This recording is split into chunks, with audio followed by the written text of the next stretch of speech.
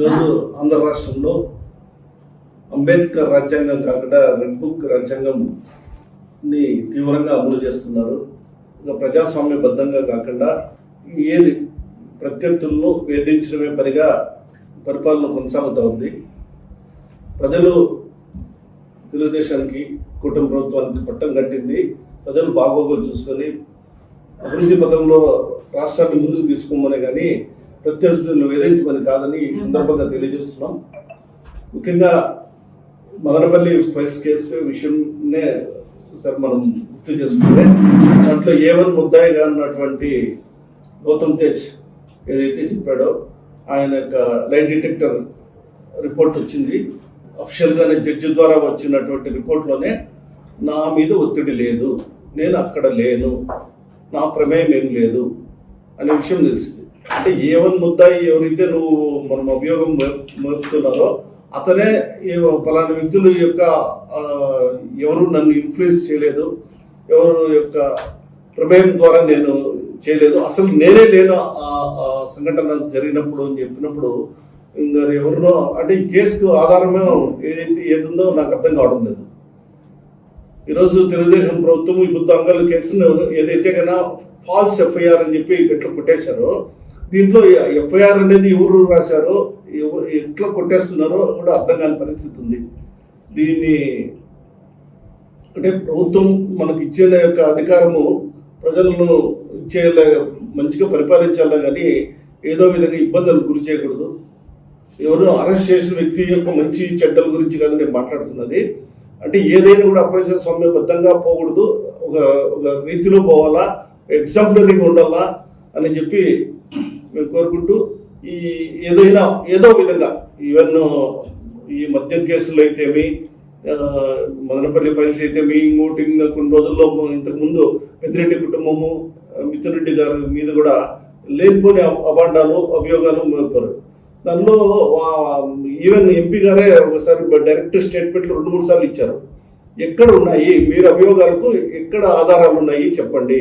ఆధారం లేకుండా ఊహాజనితమైనటువంటి ప్రశ్నలు పేపర్లు వస్తాయి, మరుసటి రోజు దాన్ని పోలీసులు సిట్ అధికారులు వేస్తున్నారు, దాన్ని ఆవేదింపులు గురి చేస్తున్నారు. ఇవన్నీ మంచి పద్ధతి కాదని తెలియజేసుకుంటూ ఈ కార్యక్రమాలు కట్టండి మా పెద్దలందరికీ కూడా నమస్కారం. ఈరోజు ఈ కూటమి ప్రభుత్వం వచ్చిన తర్వాత పెద్దిరెడ్డి గారి ఫ్యామిలీ మీద ఏ రకంగా అనవసరమైన కేసులు పెట్టేసి అనవసరంగా ఆయన ఇరికించాలనే ఉద్దేశంతో రకరకాల కేసులు తెరపైకి తీసుకొస్తున్నారు. దానికి ఎగ్జాంపుల్ వచ్చి ఫస్ట్ ఆ రోజు అందరూ చూశారు మదనపల్లి ఫైల్ దగ్ధం కేసు అని చెప్పి అప్పుడు కూటమి ప్రభుత్వాన్ని ఇన్ఎఫిషియన్స్ని దాచేదానికి డైవర్షన్ పాలిటిక్స్లో భాగంగా హెలికాప్టర్లో మంచి వచ్చినట్టు ఇక్కడంతా చెకప్ చేసినట్టు ఏమేమో హంగామా చేసి స్టేట్ వైడ్ దాన్ని హల్చల్ చేశారు. కానీ లాస్ట్కు అక్కడ ఉండే A1 ముద్దాయి గౌతమ్ తేజే పోయి లైట్ డిటెక్టర్ టెస్ట్ చేస్తే ఎవరికి దీనికి సంబంధం లేదు, అది వచ్చి ఒక యాక్సిడెంటే, ఎవరు కూడా నన్ను ఇన్ఫ్లుయెన్స్ చేయలేదు, కాబట్టి కక్షపూరితంగా ఇది చేసినారని చెప్పి క్లియర్ కట్గా చేసింటే కూడా ఈరోజు కూడా దాని మీద లేనిపోని ఇది పెట్టేసి విచారణ అని చెప్పి సిఐడి వాళ్ళు దించేసి రకరకాలుగా ఇబ్బందులు పెడుతున్నారు. అదేవిధంగా ఆ ఫ్యామిలీను వేరే రకంగా ఫారెస్ట్ కేసులో కూడా ఫారెస్ట్ ల్యాండ్స్ను కూడా తిరుపతి దగ్గర ఫారెస్ట్ ల్యాండ్స్ కూడా మావే వాళ్ళవి అని చెప్పి దాని మీద కూడా ఇబ్బంది పెట్టారు. అక్కడ కూడా క్లారిటీ వచ్చింది, లేదు ఇది వచ్చి ప్రైవేట్ ల్యాండ్స్, ఫారెస్ట్ ల్యాండ్ లేదు అని చెప్పి. అదేవిధంగా ఇప్పుడు మిథున్ రెడ్డి గారిని లిక్కర్ కేసులో కూడా తగిలించడం జరుగుతూ ఉంది. అది కూడా ఇప్పుడు ఆయన కూడా వైట్ పేపర్ మాది బయటికి వస్తారో ఖచ్చితంగా నమ్ముతాం. ఈరోజు ప్రజల మధ్యలో వాళ్ళు ఉండేసి ప్రజలకు సేవ చేసి గణనీయంగా వాళ్ళ మంచి పేరు సంపాదించుకొని ప్రజల్లో అంతా మన్నన పొందుతూ ఉంటే ఇది చూసి ఓర్వలేక ఈ ఫ్యామిలీకి ఇంత మంచి పేరు ఉందే ఎట్లా తిరిగి వాళ్ళ కెపాసిటీని దిగజార్చల్లా, వాళ్ళకు కిందికి తీసుకుని రావాలా, వాళ్ళకు లేనిపోని అభాండాలు వాళ్ళ మీద పెట్టేసి డైరెక్ట్ వాళ్ళ క్యారెక్టర్ మీద అటాక్ చేసి చేయని ఉద్దేశంతో చేస్తున్నారు. కానీ ప్రజలు ఇదంతా గమనిస్తూ ఉన్నారు. మీరు చేసిండే అన్ని కేసులు కూడా ఫాల్స్ కేసులు అని మొత్తం రుజువు అవుతూ ఉన్నాయి. రెడ్ బుక్ రాజ్యాంగం ప్రకారం సార్ చెప్పినట్టు రెడ్ బుక్ రాజ్యాంగం మీరు టేకప్ చేసేసుకుని అందరినీ తప్పుదావ పట్టించేసి ప్రజలను రకరకాలుగా డైవర్షన్ పాలిటిక్స్ ఆడుతూ ఇది చేస్తున్నారు. దీనికి వైఎస్ఆర్సీపీ పార్టీ తరఫున తీవ్రంగా ఖండిస్తూ ఉన్నాము. ఇది చాలా ఇదైన చర్య. మీకు ప్రజలు ఇది యాక్సెప్ట్ చేసేసి మీకు పదవి ఇచ్చినప్పుడు ప్రజలకు యొక్క ఏ రకంగా మనం మేలు చేయాలా, ఏ రకంగా దాని మీద కాన్సన్ట్రేట్ చేయండి. పనికిరాని ఇష్యూస్ మీద పనికిరాని దాని మీద చేసేసుకొని మీరు ముందుకు సాగకుండా చేస్తున్నారు. దానికి తీవ్రంగా మేము ఖండిస్తా ఉన్నాము. ఇకనైనా ఇంకా రాబోయే దినాల్లో అయినా ఖచ్చితంగా ఈ కూటమి ప్రభుత్వంకు ఆ దేవుడిని కూడా అదే ప్రార్థిస్తున్నాం, మంచి బుద్ధి సాధించాలి. వీళ్ళకు వచ్చిన డెవలప్మెంట్ మీద వీళ్ళు కాన్సన్ట్రేట్ చేయాలి. అదేవిధంగా లేని కూలి కేసులు కూడా అనవసరంగా పార్టీ వాళ్ళ మీద పెట్టి అపోజిషన్ పార్టీలు అనగలోకి ప్రక్రియ చేస్తున్నారు. దీని అందరినీ మానుకోవాలని చెప్పి ఈ సందర్భంగా మేము డిమాండ్ చేస్తున్నాం. కర్తవ్యం ఏమంటే నిజంగా ఎవరైనా తప్పు చేసిందంటే దాని ప్రాపర్ ఇన్వెస్టిగేషన్ జరిపి ఆ తప్పు పైన సరైన బాధ్యత పైన చర్యలు తీసుకోవాలి. ఈరోజు ఎక్కడైనా కూడా ప్రభుత్వ పనితీరు ఏ విధంగా ఉందంటే ముందుగా పత్రికా కథనాలు వదలడం, వీళ్ళు ఇన్వాల్వ్మెంట్ ఉంది, వీళ్ళు విధంగా చేసినారని చెప్పి పత్రికా కథనాలు వదలడం, దాని మేరకు ఇన్వెస్టిగేషన్ ప్రకారం దాని తర్వాత వచ్చే ఇన్వెస్టిగేషన్ ఆ పత్రికా కథనాలకు ఆధారంగా ఇన్వెస్టిగేషన్స్ నిరూపితమైనట్లు తర్వాత కేసు పెట్టడం. ఇది ఏ విధంగా చేస్తుందంటే ఏ ఒక్కరిద్దరి పైన కొంతమంది పైన ఆ తప్పుడు కేసులు బనాయించిన ఉద్దేశం అనే పద్ధతి ఏమవుతుందంటే రాష్ట్రంలో ప్రతి ఒక్కరికి కూడా ఈ విధానం తప్పుడు కేసులు పెట్టేస్తారు, మా పైన స్వేచ్ఛ లేదు అనే ఉద్దేశం ఒకసారి వచ్చిందంటే ప్రభుత్వం యొక్క విశ్వసనీయత కోల్పోయి పూర్తిగా వ్యతిరేకమయ్యే అవకాశం గురించి మనం చేసుకుంటాం. ఈరోజు ఈ ఎఫ్ఐఆర్ తీసుకుంటా వచ్చినప్పటికీ గతంలోనే నేను చెప్పడం జరిగింది, ఇన్వెస్టిగేషన్ అనేది కథనాల మీద ఆధారంగా కాకుండా నిజంగా ఏం జరిగింది దానిపై రాయమని చెప్పడం జరిగింది. జరిగి ఇన్ని రోజులు అయిన తర్వాత మొట్టమొదట ఎఫ్ఐఆర్లు రాయడం జరిగింది.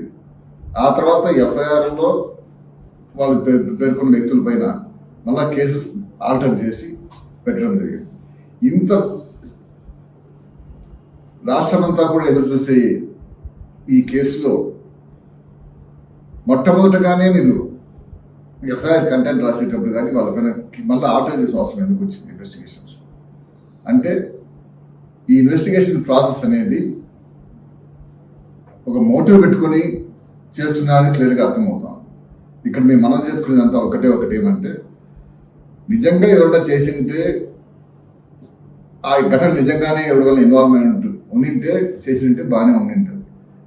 ఈరోజు డాక్టర్ త్రిపాఠి గారు చెప్పినట్లు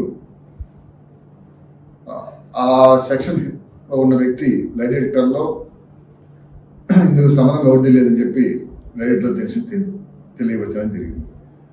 మరి తర్వాత ఎందుకు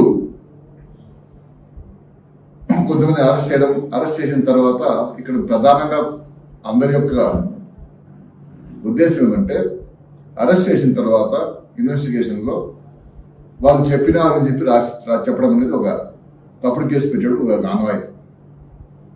అంటే కన్ఫెషన్ స్టేట్మెంట్ సిగ్నేచర్ అవసరం లేదు. వాళ్ళు చెప్పినారని రిమాండ్ రిపోర్ట్ రాసేటప్పుడు వాళ్ళు చెప్పినారు ఈ విధంగా అని చెప్పి పెట్టేసేసి కంప్లీట్ చేసేయచ్చు. సిగ్నేచర్ అసలు బెదిరించి సిగ్నేచర్ తీసుకోవచ్చు, బెదిరించి సిగ్నేచర్ లేకపోతే దానికి వ్యాలిడిటీ అనేది లేదు పోలీస్ ముందు పెట్టిన వీటిపైన.